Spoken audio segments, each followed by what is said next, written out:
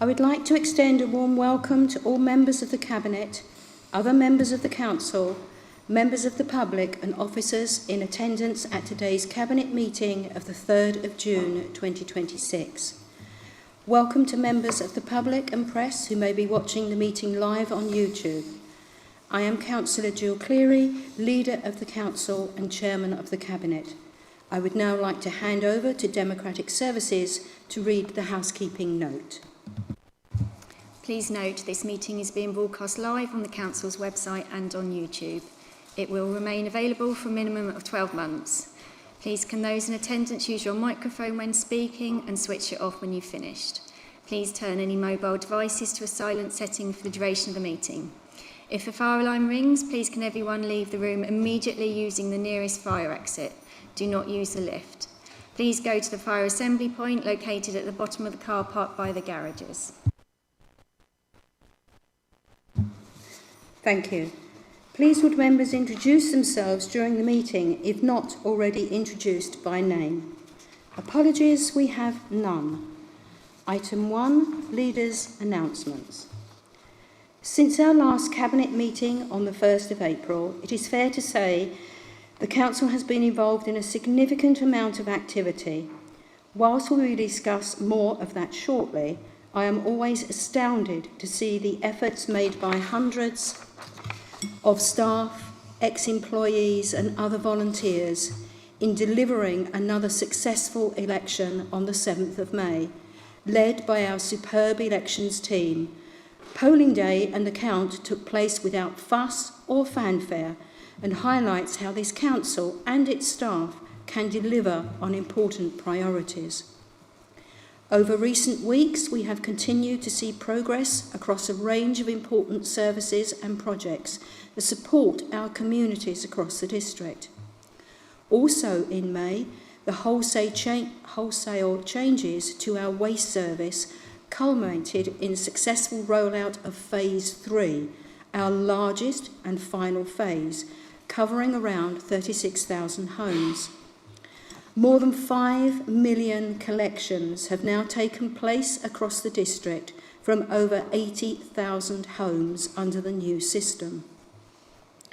We are already seeing encouraging results with recycling rates increasing, cleaner streets and safer collection methods for our crews.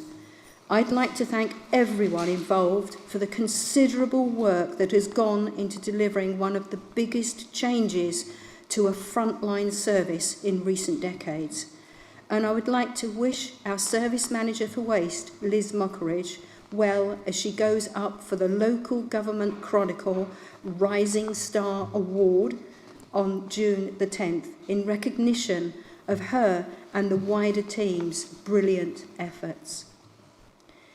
Our commitment to affordable housing delivery continued with 20 superb new dwellings delivered in Totton in April. Also, with several thousand private rented properties in the district, I am pleased to promote our housing service, who are continuing to work to ensure tenants and landlords understand their roles and responsibilities following the introduction of the Renters' Rights Act on the 1st of May. Through our landlord forum, with the last one held reaching a record attendance, and an awareness campaign, we are spreading the message widely in what is a significant change to the landlord and tenant relationship.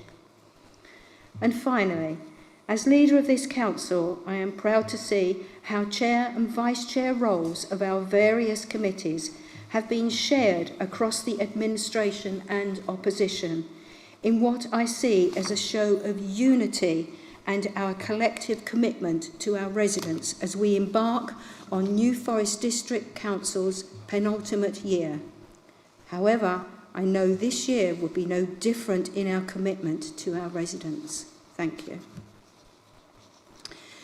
Item 2, minutes. Do Cabinet members agree the minutes of the meeting held on the 1st of April 2026 as a correct record? Agreed.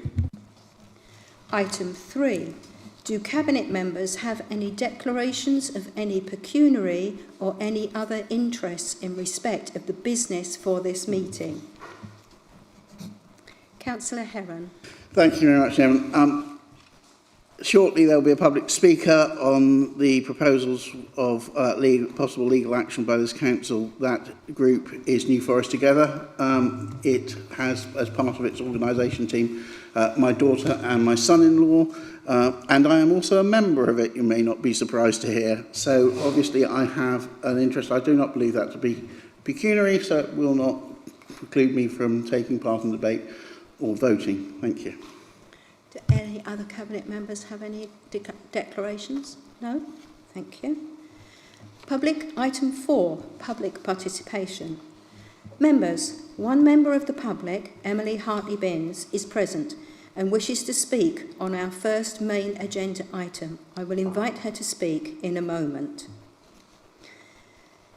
Item 5, local government reorganisation, response to decision, petition, legal counsel advice and the Council's strategic approach 2026 to 2028. Members, I would like to remind you that this agenda item has 2 exempt appendices which contain the full independent legal advice received in relation to the LGR decision. They are exempt by virtue of paragraph 5, part 1 of Schedule 12A of the Local Government Act 1972. Whilst there is a public summary in the main report, if any member wishes to discuss any of the detailed content contained within either of these exempt appendices, please can you be mindful of this before speaking.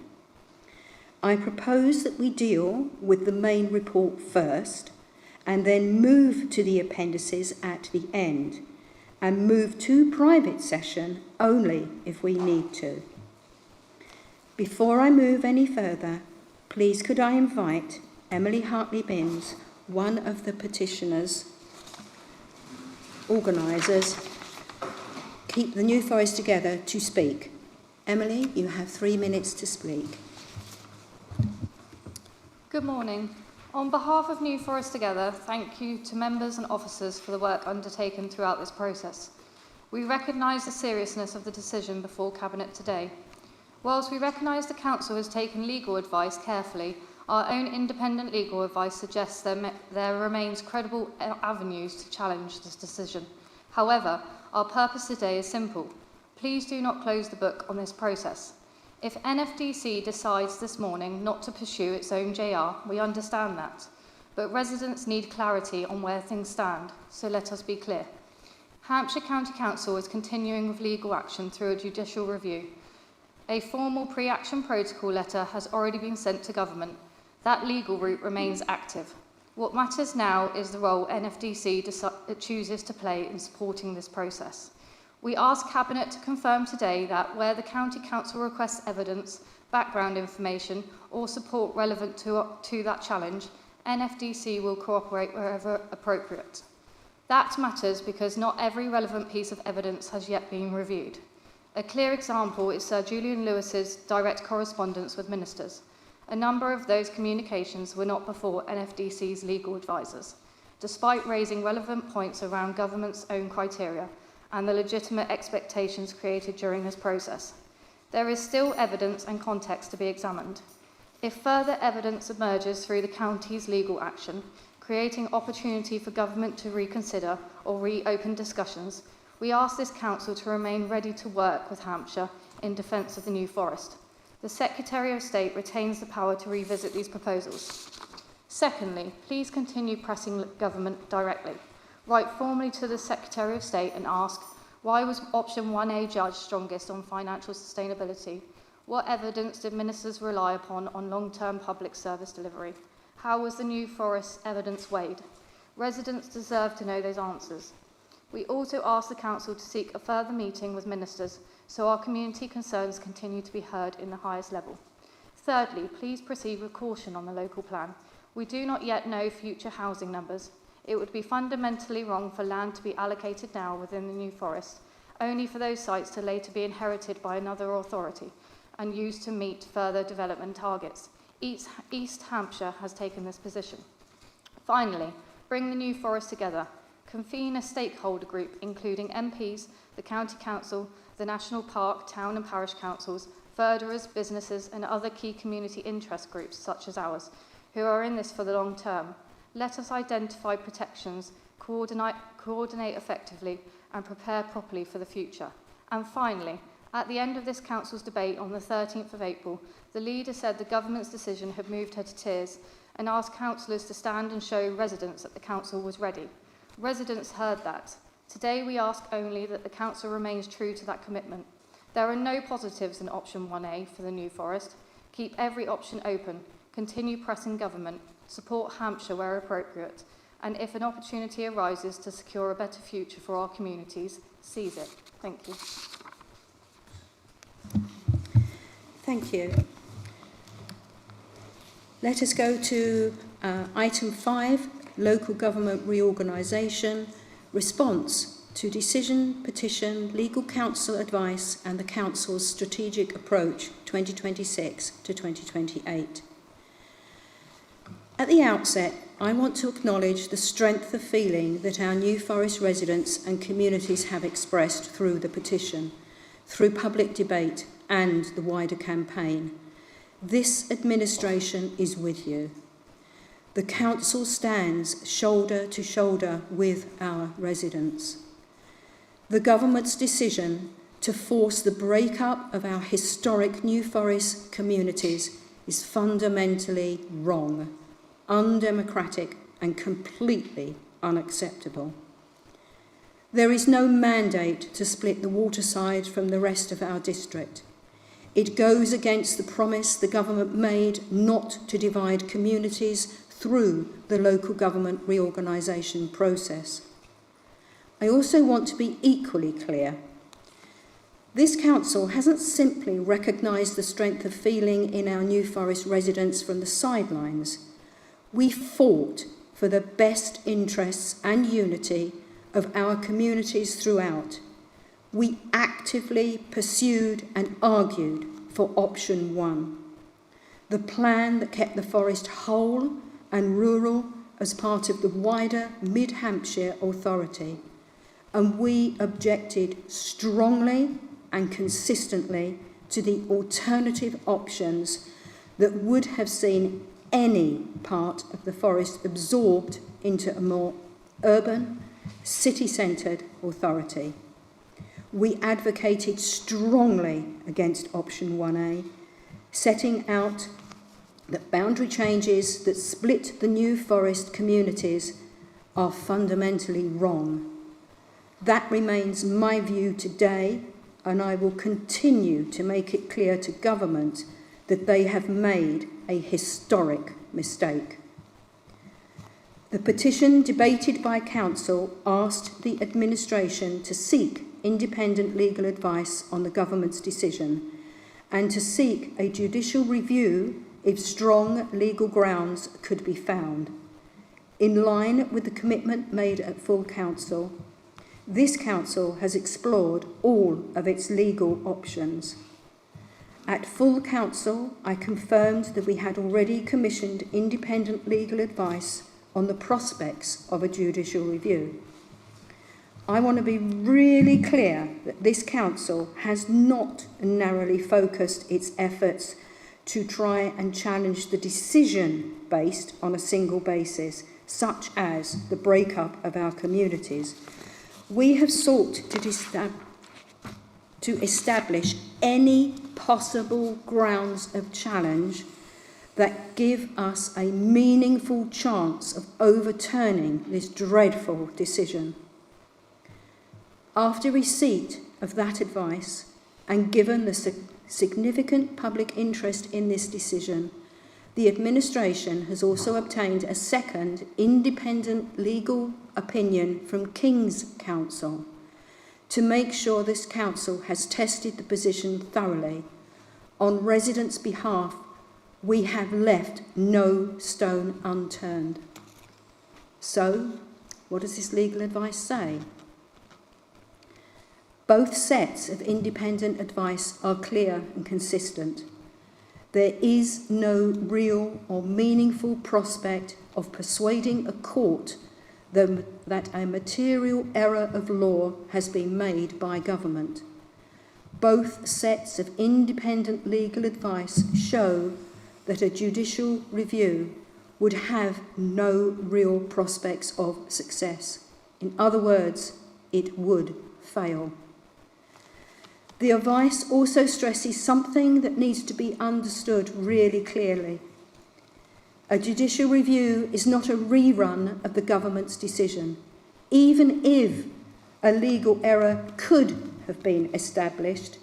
The usual outcome is that the decision maker must take the decision again, but this time to do so lawfully. What that means, unfortunately, is that even if we had found grounds for a judicial review, there was no guarantee that the government would make a different decision on the New Forest. I recognise that for many residents and campaigners, this will be a difficult moment.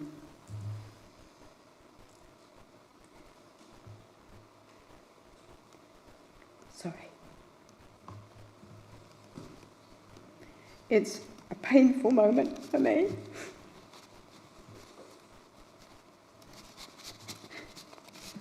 For this administration and for the council. So I want to say something clearly, plainly and with feeling. Option 1A was the wrong choice and we were right to oppose it. Option 1A is a mistake. But the legal advice shows that government has the ability to impose that mistake on us. It was right for the council to support option 1, an option that would have placed the New Forest district as a whole in a new rural council for mid-Hampshire. We believed and continue to believe that keeping the forest united and whole is the right solution for our district and our communities. But leadership also means being honest about the limits of our legal position, about what we can and cannot do, about what actions are likely to achieve results, and what actions are unlikely to do so. On the basis of clear, emphatic, independent legal advice, we have no strong grounds to challenge the government in court, and a judicial review has no real prospect of delivering the outcome we all want. Pursuing a judicial review in view of that advice would not be in our residents' interests. But that does not mean we are giving up. It means we must now decide on the path that gives the New Forest the strongest possible voice over the next 2 years. That means we must make our continued objection of splitting the district clear to government, so there is no misunderstanding about the council's position or the strength of local feeling. I also want to be clear for the benefit of the public and the media. Today's decision is about NFDC's position on whether to pursue a judicial review. Other authorities may make their own decisions based on their own circumstances and advice. Our decision does not determine theirs, nor does it prevent any local campaign or individual exploring other routes independently. Clearly, we will follow these with interest. And throughout all of this, we must remember and focus on the fact that our vital day-to-day service continues. Residents should continue to access services in the usual way. We remain fully focused on delivering for residents while preparing responsibility for the future. Finally, to those who have campaigned and petitioned, thank you for your passion. We remain sympathetic to the cause, and we will keep the conversation going. This report is not the end of our engagement with residents. It is the point where we turn our collective effort towards shaping the best possible future arrangements for the New Forest. Thank you.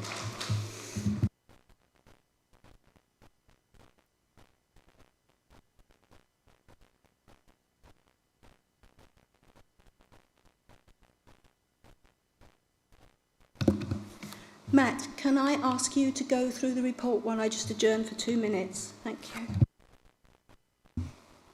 Thank you, Chairman. I understand you'd like me to just briefly take members through the report, which I will do. So hopefully members can see in the introduction and background that the report explains the journey the Council, its members, stakeholders and indeed the community has been on over the last 18 months or so, from the work to develop the proposals for local government reorganisation following government's invitation to Hampshire and the Solent as part of that devolution priority programme. The engagement the Council undertook through last summer, both with partners and also as New Forest District Council, with its local engagement. The submission of option 1 as its preferred option, and indeed the clear statement throughout by this Council its opposition to the alternatives. The Government's consultation, which it then ran from November through to January this year, and then ultimately the decision taken by Government announced in March.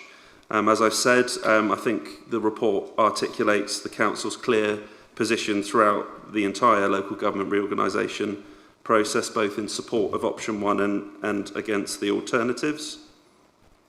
I think what's clear for officers is the instruction of Cabinet to establish any potential grounds that could be identified in challenging the Government's decision, bringing together that strength of community feeling, the petition that was debated by Council, and indeed that it was referred to Cabinet to consider alongside the advice obtained.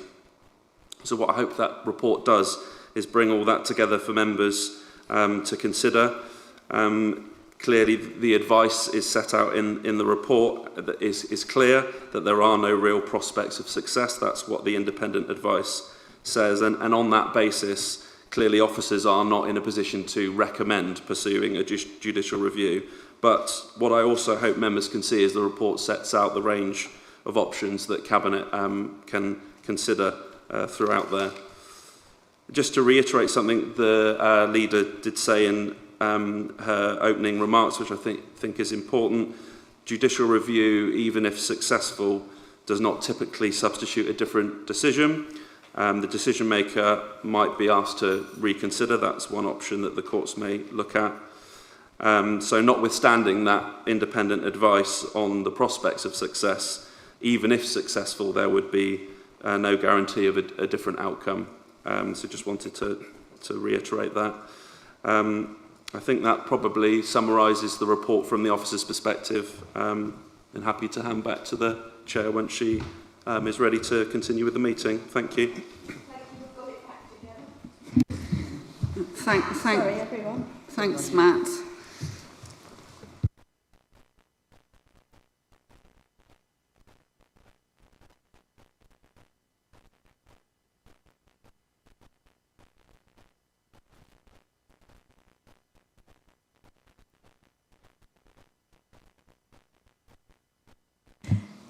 Thank you, everyone. Sorry. Cabinet, would you like to make any comments on the report? Councillor Jeremy Heron. Lots, thank you, Chairman. Chairman, I think that local government reorganisation is about as well thought out as the Emperor's new clothes. I think it is a disaster. I think that it will never, ever deliver the savings that it is supposed to. I think it is more likely to add costs. Worse than that, I fear that it further removes local government from the people who it represents, and that, to me, is a true disaster of it. Having chosen this disastrous course, central government chosen this disastrous course, they have impacted and built on that disaster tenfold with a decision for this area to split part of our community apart from us and placing it with Southampton, an area that it has zero overlap and synergy with. I, like a lot of people, was keen to look at the possibilities of a legal challenge because I felt that the decision that it rose to is basically illogical and built on a foundation of political jiggery poker that does not really deliver on the criteria that even they set out. I was extremely disappointed when our first legal advice came back. I was delighted that we went out for second legal advice. We went out to an eminent KC. I think it gave us the very best shot at arriving at a decision that could support us. He came back, and unfortunately that wasn't the case. I am well aware that a lot of people are saying that whilst we are considering shutting this down, the Hampshire County Council are continuing and have voiced the fact that they are going for a judicial review. My understanding, and it is only an understanding, I'm not privy to the inner workings of Hampshire County Council, but my understanding is that they are particularly focusing on the financial nature of the decision and the impact that it will have, arguing that it is not financially sustainable. Within the decision, the big ticket items obviously that are going to be financially referred to are adult social care and children's services. They are phenomenally expensive across Hampshire, something I know very little about. I trust Hampshire if they tell me that the new model will not deliver and is not financially sustainable. I will therefore, wherever I can, and in the face of the fact that I do not like the decision made, support them wherever I can in their process, but it is a process for them to run through because they have the knowledge, they have the facts, they know what they are doing on this place. But I will continue wherever I can to support them in it because I think that the decision was wrong. So I wish Hampshire County Council all the very best of luck. I know that a judicial review will not undo the decision, i.e. that we cannot impose on the government an answer, nor can the judiciary say, we don't like what was done. They merely send it back for reconsideration. But I genuinely think that it is beyond my understanding how they came to the original decision. If they are to reconsider it, and they look at it properly this time, I do not believe they could possibly come to make the same mistake twice. Now, I may be wrong there. I may be over-optimistic, but that is how I see it. So I still firmly believe that whilst it is not a guaranteed solution, Hampshire County Council's way forward is right for them. I also fully believe that on the advice we have been given, that judicial review is not the right way forward for New Forest District Council. Thank you. Councillor Steve Davis. Thank you, Leader. Well, let's cast our mind back to 2014. That was a great year for this council. Excellent peer review, glowing recommendations and support, and we were feeling quite elated. Then along came the bombshell towards the end of 2014 from this Labour government, who decided that they would now introduce LGR and look for a fast track. They imposed it on us. This has been done to us. Let's not forget this. We don't want it. We don't need it. We wanted to keep our community whole. And this is a campaign that we ran very well by your leadership, Jill, which was, with your personal commitment, keep the forest whole. I delivered leaflets. We all spoke in public forums wherever we could to support keeping the forest whole. And I think it was pretty almost damned unanimous in terms of the support across the district. However, you know, and when we put up option 1, I beg your pardon, we had support from Tess Valley and from Basingstoke, which was very welcome, a very powerful grouping. However, option 1A, which was added into the list, was supported by 7 of the 14 Hampshire local authorities, not just Eastleigh and Southampton, but 5 others as well. So that's half of the local authorities supported 1A. So the government must have applied some weighting to their decision based on what 7 local authorities wanted. So I think there we have it. I think this is being imposed on us by a Secretary of State who I think has misread the room, certainly the strong feelings that we've been feeling today and for the past few months. Our views have been completely disregarded. I'm pretty gutted by it, to be honest with you. But then again, you know, politics is like that sometimes. You get the good days and you get the challenges. So unfortunately, I think we're left with little choice as a district council going forward.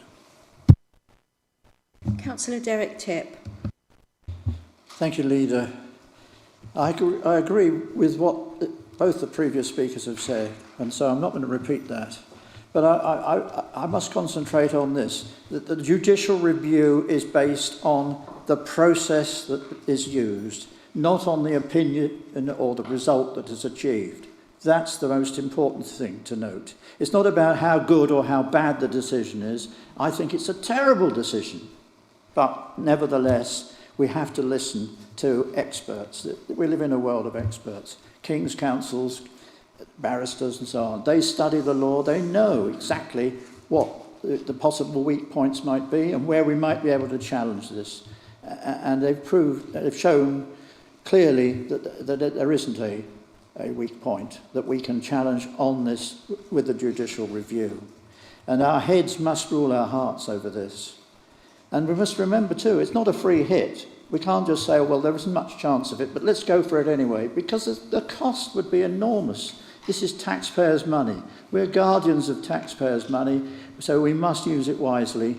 And I think it would be irresponsible to go against the advice that we've had. So reluctantly, I have to say that I agree with the decisions. I mean, if we could challenge decisions on how bad they are, think how many decisions we would be challenging, and up and down the country, different groups. We would never be able to move forward. I think we have to move forward, and I think that when we've got over this, we must look for ways of making it work. I mean, I agree with Jeremy. I think that it's a huge mountain that we've got to overcome. But that's where I am on this. Thank you. Does any other Cabinet member wish to speak? Councillor Jeff Blunden. Thank you, Chairman. Thank you, Leader. First of all, I want to give my thanks to you for the clarity and passion you gave in introducing that paper, and thank you for that. And I also agree with my colleagues on the statements they've made. I really haven't got anything further to add. It is totally the wrong decision. Everybody knows that.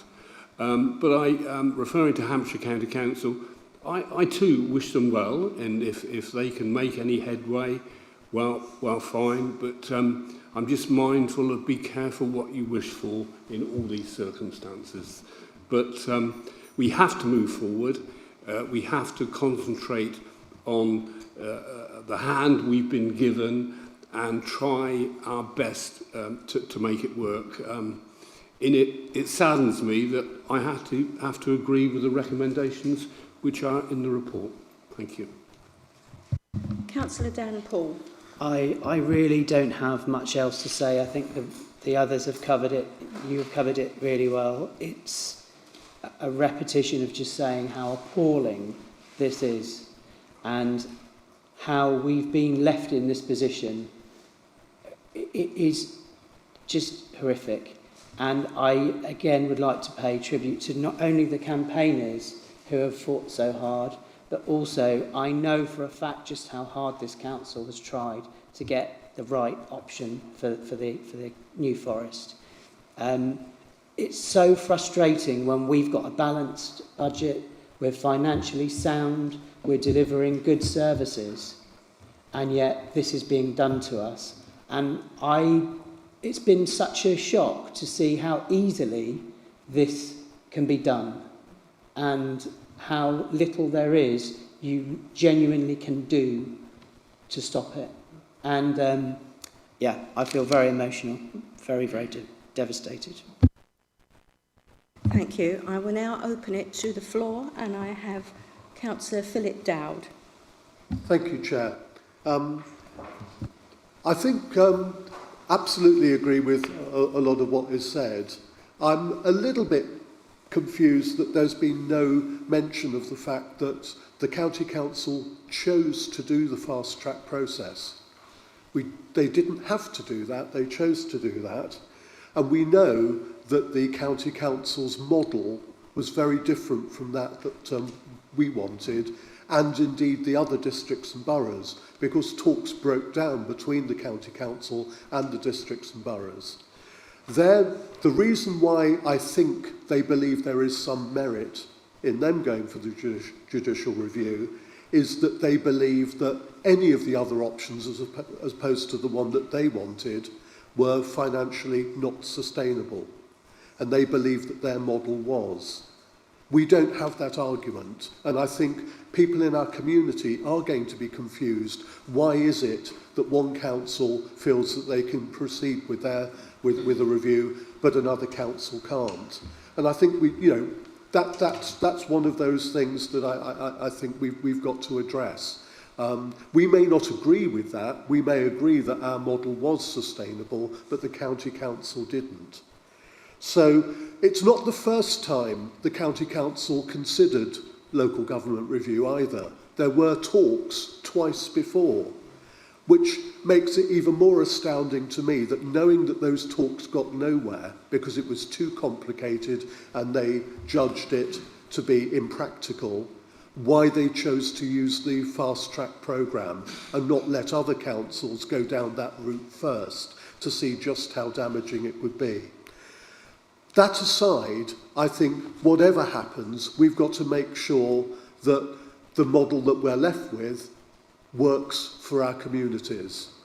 We need to make sure that we have got the most experienced councillors and officers working to get the best deal we can for our areas. And that, I think, really should be the focus of our attention now. We cannot control the process from now on. It's out of our hands.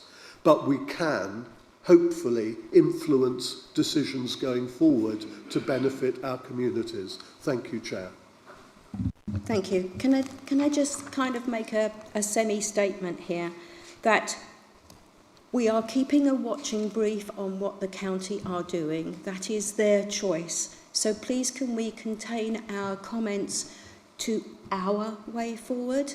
The county is going to go off and do their thing. We're going to keep a watching brief on it. We need to discuss what we do our way forward. So the next speaker is Sean Cullen. Thank you. Taking a pragmatic approach, the most effective way to represent the New Forest is to formally make continuing objections known to the government while prioritising proactive engagement in drafting of the structural change orders and the design of the new councils. By constructively collaborating with government and partner authorities instead of pursuing a hostile legal challenge, the council protects its credibility and relationships. This ensures that New Forest is not excluded from key decision-making forums regarding governance, service disaggregation and local access in emerging councils. Thank you. Councillor Alan Glass. Thank you. Just a brief comment. Firstly, I believe everyone in this room should thank Jill and the Cabinet for what they've done. Having been dealt this awful hand, I think we still have to try and do what we can, and I'm not going to say what. But one thing I would like to express is I live on the waterside. You can't even go into a shop there without someone moaning about this decision. I have never known a political mistake make this much devastation in an area, and I use the word devastation carefully. Thank you. Councillor Alan Alvey. Thank you. I would like to say that I have listened carefully to what everyone has said. I agree just about with everything. I would like to stress my view, long held, that the judicial review proposed by Hampshire County Council, which, as the advice says, is not going to lead to a change of decision or anything, is worth supporting, if only because I believe it will delay the process, or could delay the process, and in the current political climate that might lead to a change of government and therefore a change of policy. Secondly, I think that we should, as a council, make it clear to the other councils, particularly Southampton City Council members, particularly the members, how we feel about this, because this has come from them. It's not come from the government, it's come from Southampton City Council and perhaps Eastleigh and the others. And I think we should make it clear to them our profound opposition to it. Thank you. Thank you. Is there anybody else wishes to speak? Councillor Barry Dunning. Thank you, Chairman. Over the past years, I've not found one county councillor, district councillor or town councillor who is in favour of LGR. It will not save money, it will not produce better results for our residents, and above all, it will bring the decision-making further away from our constituents. That is one of my big concerns. It was not in the Labour manifesto. It has not been voted upon by any authority. It is a manifestation of political dogma. By splitting the forest, the government have shown a complete disregard for everyone living here in this wonderful council area. I decry it. It's a terrible decision, and it is a very, very sad day for this council. Thank you. Councillor Jackie England. Thank you, Chairman.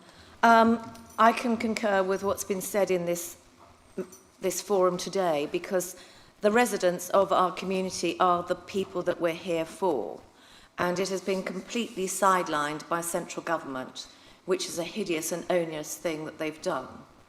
I was at Hampshire County Council in 2013 to 2017 when devolution was discussed, and the only thing that actually fell then was the fact they couldn't actually decide on wanting a mayor.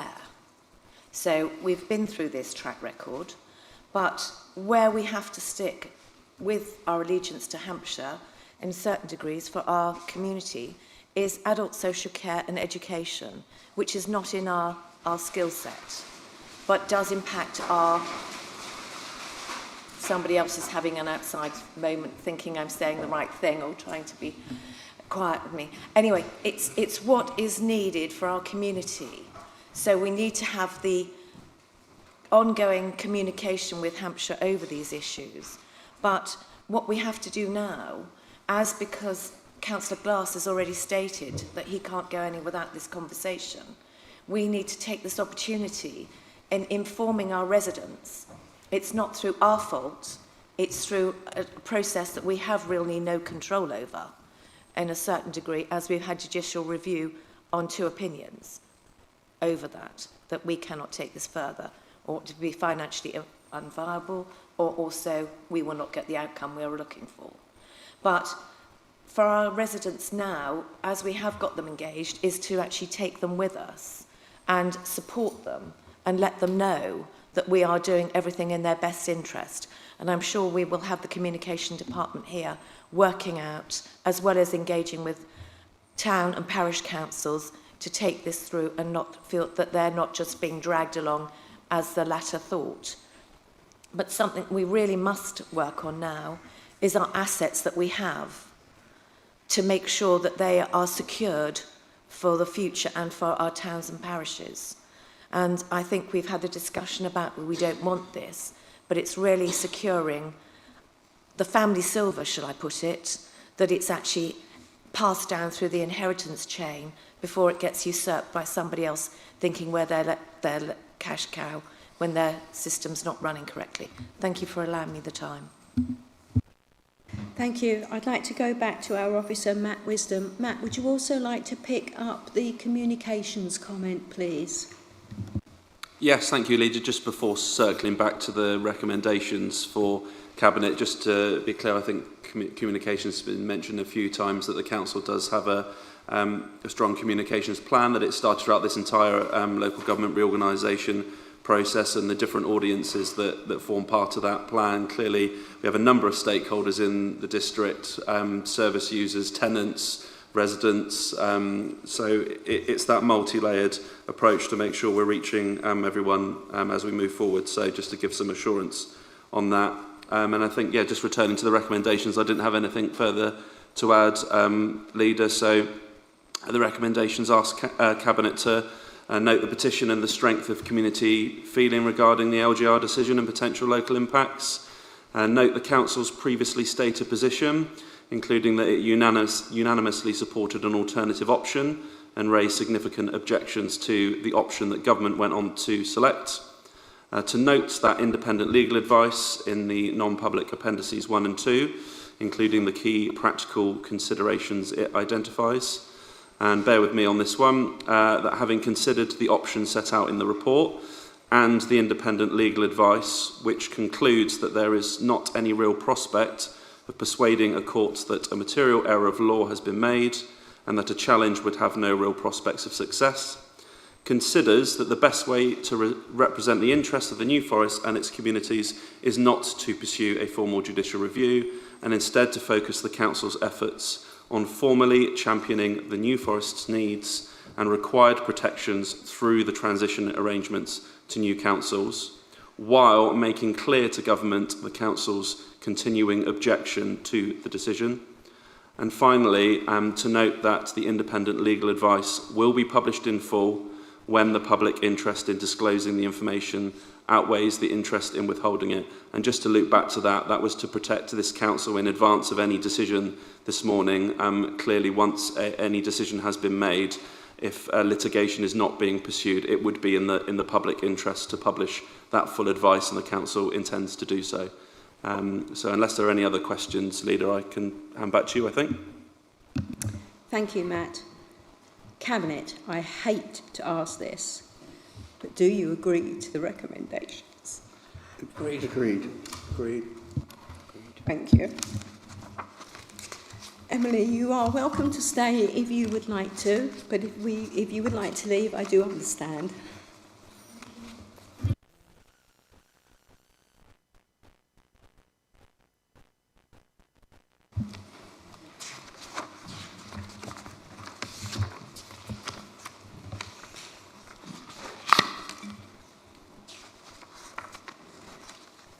Right, okay. Item 6, Local Government Reorganisation, Programme Mobilisation. Let's see if I can get through this. Whilst the legal considerations around local government and reorganisation have been progressing, we have also been turning our attention to what comes next and how the Council best shapes and informs the next phase as set out in the report. That is important because engaging actively in the implementation should not be read as an agreement with the Government's decision. This Council has been clear and consistent in imposing the option that was chosen. But with the process now moving into the implementation phase, it is our responsibility to ensure that the New Forest's voice is strongly represented in what happens next. The LGR Board, therefore, has been carefully considering our response to the Government's recent letter. The matters likely to be included in the structural changes order and the work that is already underway across Hampshire to prepare for the transition. Our officers are working closely with partner authorities and Hampshire County Council, who are currently leading this programme, to help shape a robust implementation plan. That includes putting in place the right government arrangements, ensuring we have the resources required to support a safe, lawful and effective transition, and making sure the practical interests of New Forest residents are reflected in the design of future arrangements. We should recognise that local government reorganisation across Hampshire and the Isle of Wight is particularly complex. It will require significant effort and resource from this council and must be treated as a major corporate priority. It is therefore right that we continue to review our own plans and capacity as an organisation so that we can both maintain excellent services for residents and contribute effectively to the transition process now underway. But this is not simply a technical or administration exercise. It is about ensuring that, as two new councils begin to take shape, the identity, interests and needs of New Forest communities are not diluted or overlooked. That means influencing not just structures, but how local representation, service access, place-based decision-making and community voice are carried into the future. Oh, God. Sorry.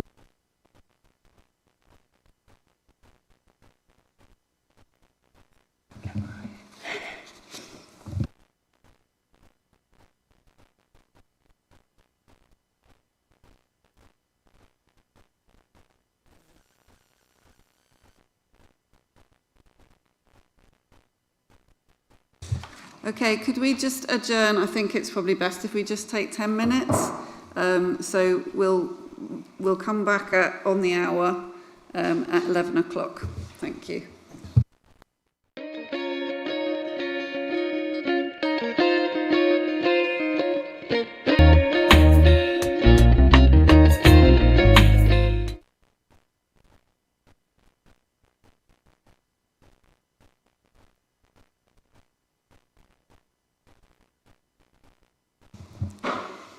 Thank you, everyone. Becky, can you take us further through the report, please?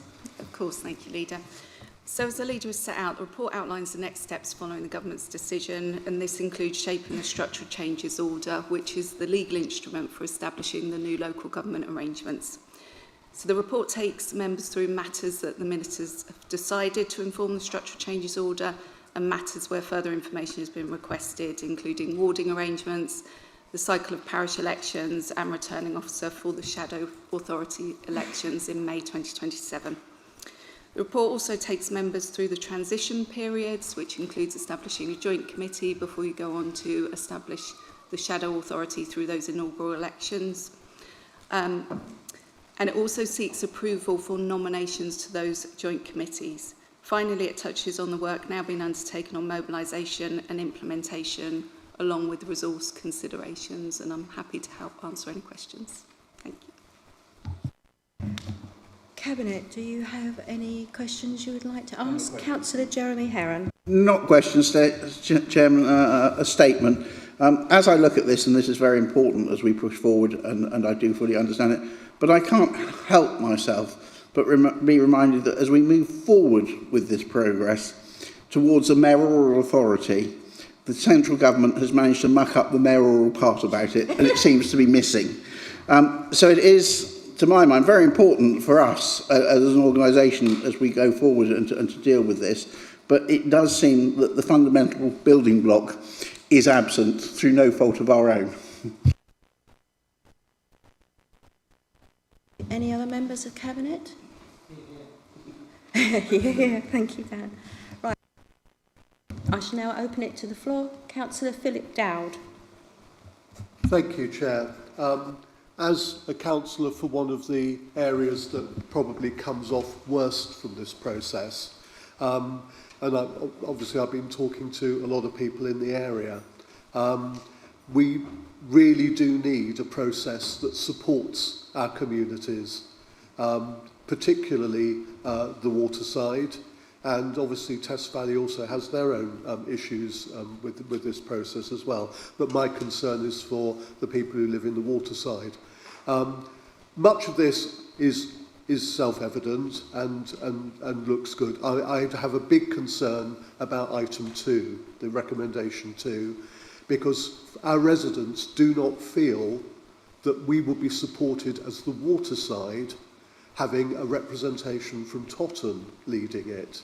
I have nothing but praise for Councillor Sleep as past chairman. He did an excellent job. I have a lot of respect for him as a councillor, but I don't think our community, having been hit by this process, is going to feel supported by representation from Totton and not the waterside. So the other thing, of course, is the financial aspect, where we are getting the same funding as other areas that are moving lock, stock and barrel to a new authority. We have 2 areas. That is going to take more effort and is going to cost more. So that's another concern that we have. So I think we've got to recognise that people on the waterside feel bruised and battered through this process and really need to feel that they are being supported by their local councils. Thank you, Chair.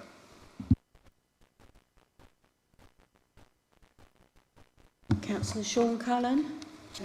My question would really be, what concrete guarantees are in place to prevent collapse and stuff?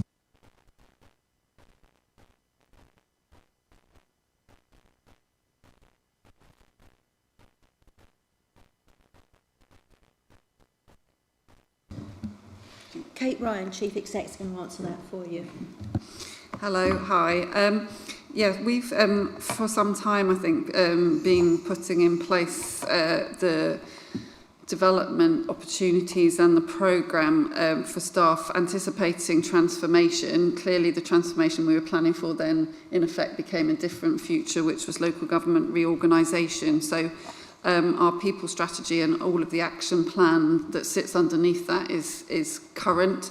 We had an update at our wider leadership team yesterday about a range of activities that go from a digital skills training programme through to a staff awards, a nomination and award event happening this month, which we've never done before, to build pride and that sense of achievement across the staff.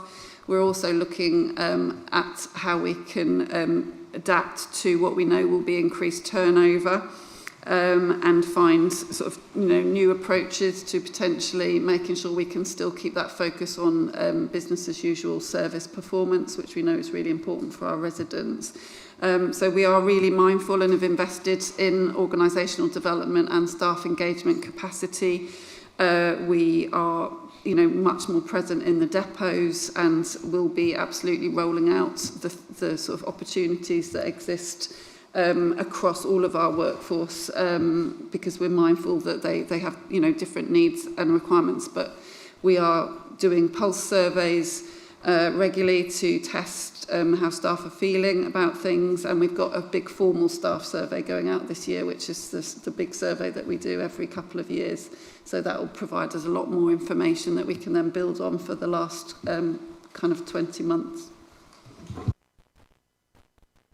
Councillor David Hawkins. Yes, this is a travesty of justice, but we've got to pick ourselves up from the floor and do the best for our residents, because it's the residents that we're here to represent, and they're the ones that are losing. Now, I want to deal with the whole of this situation as a complete New Forest. That includes the waterside, Totton and everybody else. We are not going to be split. Let's just go along and organise our assets and go talk to the towns and parishes and say what they can manage, so that we, at the end of the whole thing, the forest is not asset stripped by other people. We want to make sure the assets we have must go to our residents, and that's including the waterside and everything else. So we're going to treat them as the forest, not as a part that's going to go off somewhere else. Thank you. Anybody else wishing to speak? No? Right. Cabinet, can I take you to the recommendations, please? 1. Note the update on the Secretary of State's decision for local government reorganisation in Hampshire and the Isle of Wight and the next steps for mobilising delivery. Agreed. 2. approve and recommend that Council also approve the appointment of Councillor Jill Cleary as the Joint Committee Representative for the Mid Hampshire Future Unity Authority, and the appointment of Councillor John Sleep as the Joint Committee Representative for the South West Future Unitary Authority, including any joint committee arrangements ahead of the structural changes order coming into effect. Agreed. Agrees that in developing interim warding arrangements for both new councils, the following principles should be prioritised: the promotion of acceptable levels of electoral equality, reflecting community identity and interests, and, where possible, preserving town and parish council boundaries within wards. Agreed. Delegate authority to the Chief Executive in consultation with the Leader of the Council to submit the Council's final response to the Structural Changes Order letter from the Deputy Director for Local Government Reorganisation at MHCLG, dated 26th of March 2026. Agreed. And approves the appointment of the portfolio holder for planning and economy, Councillor Derek Tipp, to the Hampshire and Solent County Combined Authority Planning Advisory Board, and the Deputy Leader of the Council, Councillor Steve Davis, as Standing Deputy. Agreed. Thank you. Right, let's move on to item 7, Community Grant Programme. Councillor Dan Paul. Thank you, Chair. At a recent Cabinet meeting, I quipped that I felt like the Cabinet member for fun. As so often, I get to announce many of the good and positive initiatives coming from this council. As a volunteer for local charities myself, I know firsthand how our charities and good causes are the bedrock of our communities. It is with great pride each year that I'm able to deliver a report which outlines the many charities that we have been able to assist with our community grant scheme. Due to the considerable efforts of our staff and members of the Task and Finish group. However, administration of the programme for officers and councillors is significant, especially for our officers.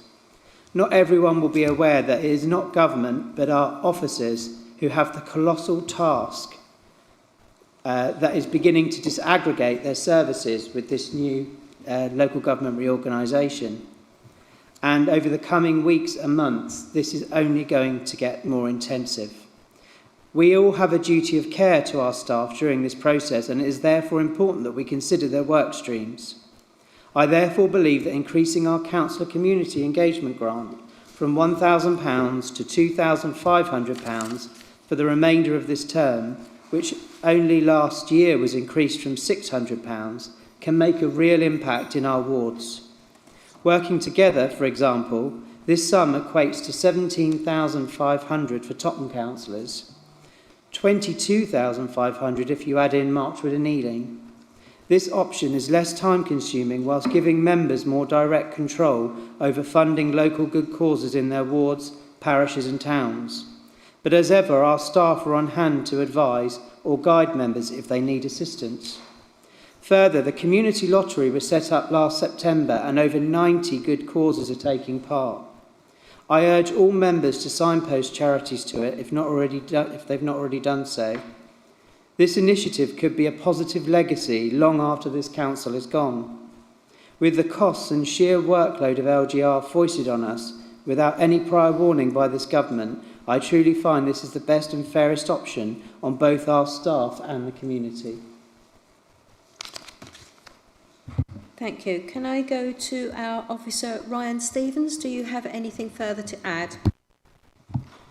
Thank you, Chair. Yeah, Ryan Stevens, Service Manager for Revenues, Benefits and Customs Services. Just to go through the recommendations, which are subject to consultation and wider engagement. So it is to approve in principle to continue with the Band A 3-year funding agreements with the 5 key partners who support our services. We work closely with them, we meet regularly. This will help provide them with some financial security, enable them to do some future planning. That equates to £72,000 a year. To continue with the community transport schemes, which we work in partnership with Hampshire County Council and Community First Wessex. That's the Call and Go and the group hire schemes. We discussed the revenue grant, so ending that and then looking to increase the councillor engagement grant from 1,000 to 2,500.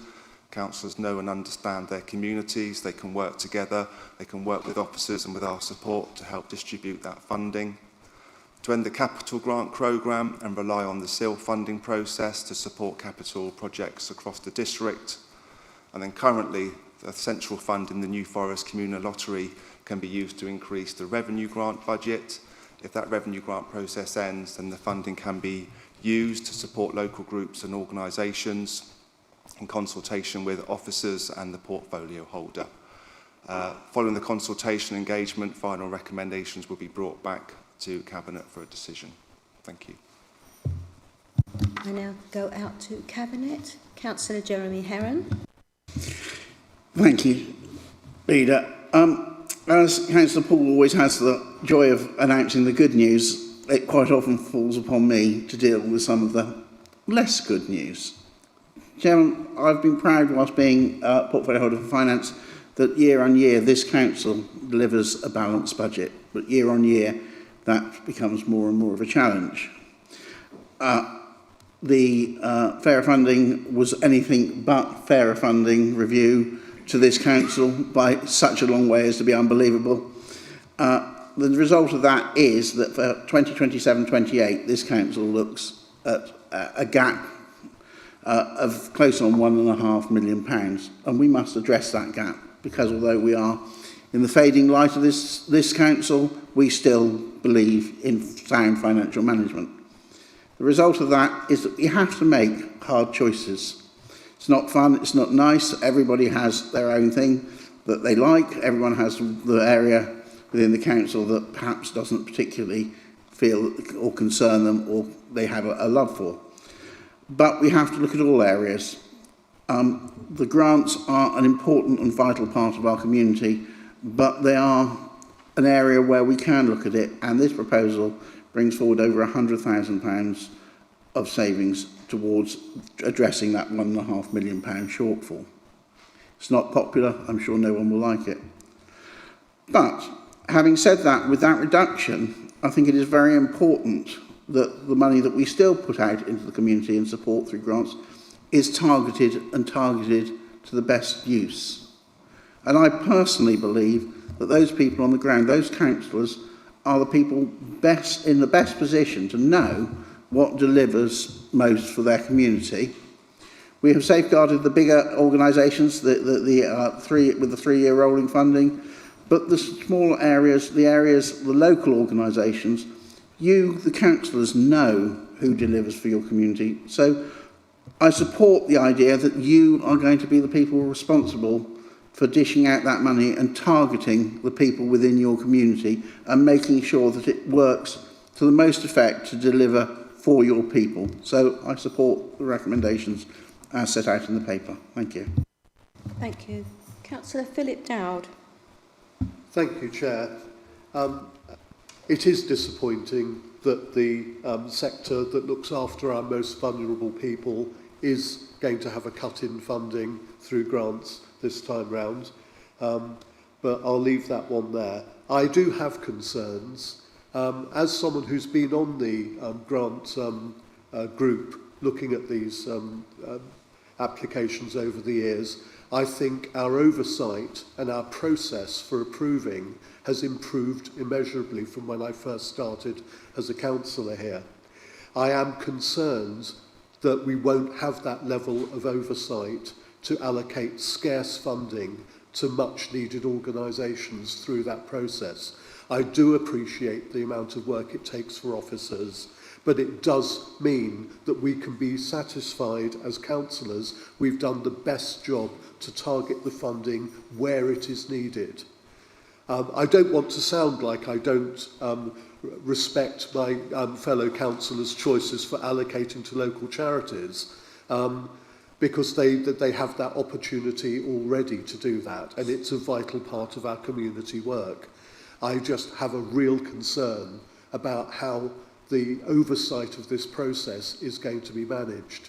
As far as officer time is concerned, if we're replacing 2 or 3 days in a week where councillors sit down with officers and review the grants, with councillors phoning up any week asking about whether or not they can support this particular charity or what the benefits are and so on and so forth, I'm not convinced it's going to result in a lot of reduction in officer time. I think it will make it more chaotic for officers and not focused.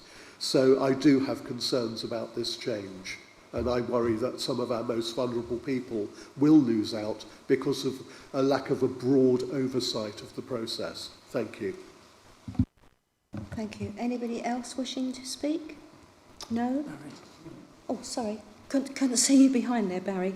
Councillor Barry Dunning. Yes, I just want to concur with Councillor Dow's comments as past chairman of the Grants Committee. I think it's very important that we do support the charities who, right at this moment, are going through a very, very hard time. It's a time of austerity. They're getting or finding it more and more difficult to get funding. But I'm sure that the process that's been put in place will get the money to the right people. But I just want to register my disappointment in the fact that we are not supporting our charities as we were. Thank you. Thank you. Councillor Jackie England. Thank you very much. Yeah, I feel that this is a slightly negative process, as it's the people that need the money don't actually always know how to be signposted for the money. And certain charities are quite good recipients, and it's the ones that really struggle that you don't know actually exist. And I feel that this is something else but that we need to do with more communication. And I'm sure Councillor Poole will have this in hand, and we haven't already got into the nub of it until it works. But it's the communication from the district council to other town and parishes to let them know that this facility is here, and as councillors that we can get to people that we don't even know exist, and that's where I feel that we fall down sometimes. But I'd like that to see if we could elevate that position. Thank you. Councillor Paul, do you wish to answer? Yes, I've taken on board the points raised, and there are some valid points there which we must make sure we get correct. Councillor England makes a point which has triggered a memory. I've from time to time had grumbles from councillors who have not necessarily been 100% supportive of which charities did well and didn't do well out of the grant scheme. And this may address some of those issues, because the feeling that some charities lucked out could now be addressed by individual councillors who know their wards well. And I do think there is an upside to it as well. Okay, thank you. Cabinet, the recommendations have already been read out by the officer. Do you agree them? Agree. Thank you. The one that wasn't was for item 6, that Cabinet note the result of the proposed changes equates to an annual saving of 113,000, which will be earmarked as a contribution towards the Council's forecast budget deficit for 27-28 of 1.49 million. Agreed? Or just note? Agreed. Thank you. Okay, can we go on to item 8, which is New Forest Economic Development Strategy? I'd like to go to Councillor Derek Tipp. Thank you, Leader. Good morning, everyone. Before I introduce this report on the New Forest Economic Development Strategy for 2026 to 2030, I need to draw your attention to an amendment to Recommendation 2. The revised recommendation is that Cabinet recommend that Council approve the New Forest Economic Development Strategy 2026 to 2030. Thank you for that. This report then presents a new economic development strategy for the New Forest, setting out a clear 5-year plan to support jobs, investment and sustainable growth. It provides a practical framework for a strong, resilient and inclusive local economy aligned with the Council's corporate plan. The strategy focuses on creating opportunities for residents and businesses by boosting skills, supporting growth, attracting investment and revitalising town centres, while addressing key challenges such as a declining working age population and low productivity.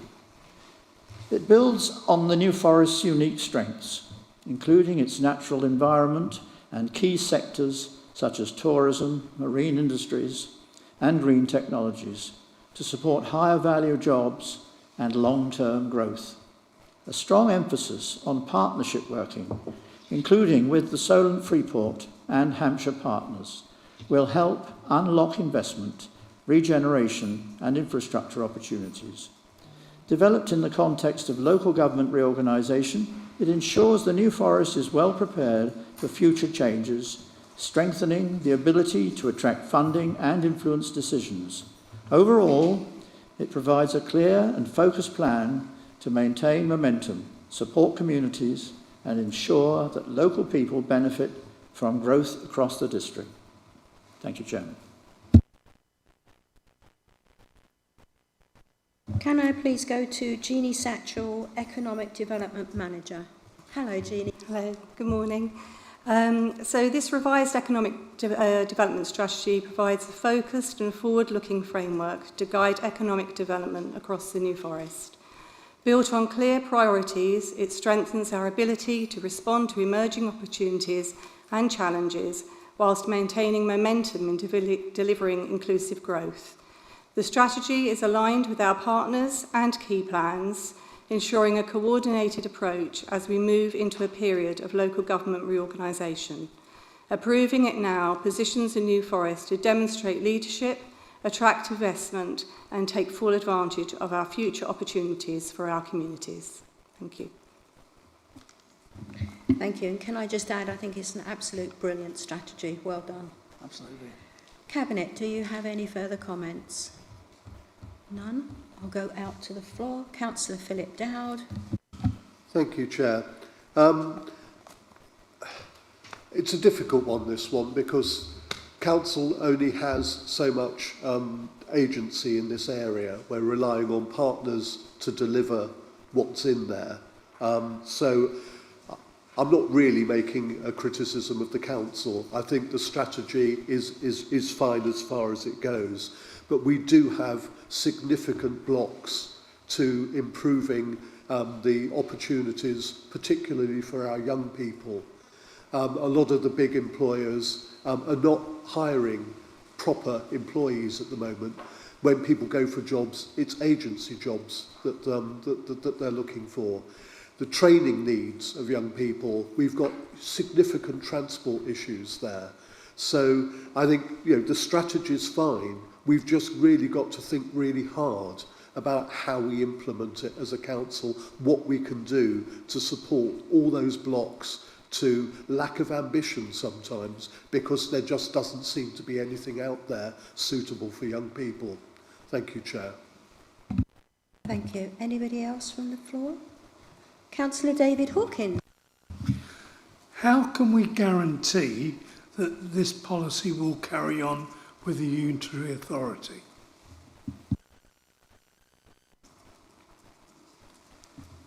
I'm going to go to our Chief Exec.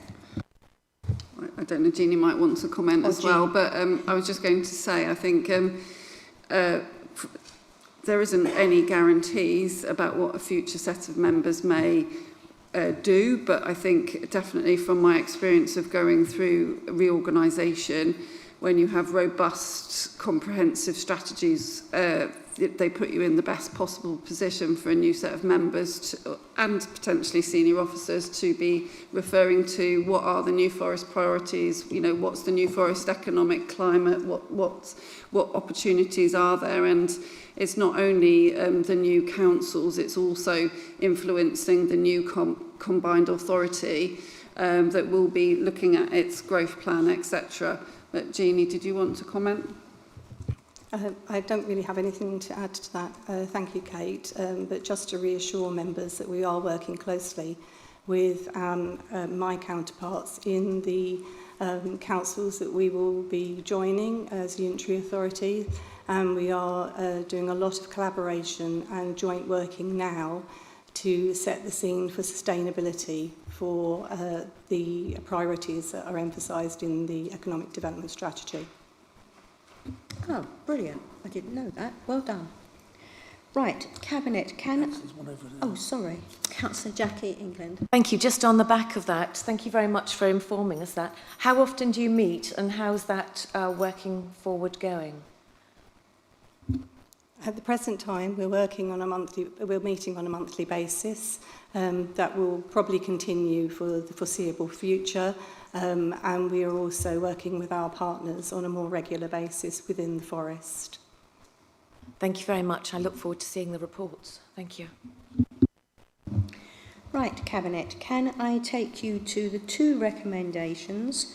One, notes the feedback received on the strategy from the Place and Sustainability Overview and Scrutiny Panel and the focused consultation, and approves the New Forest Economic Development Strategy 2026 to 2030. I think that recommendation has been revised. I recommend the council approves it. It's now Oh, sorry, recommended. the council. Sorry. No. Agreed? Agreed. Thank you. Good spot, Derek. Well done. Right. Thank you everyone for your attendance and for bearing with me. Sorry about that. I now declare the meeting closing. Thank you.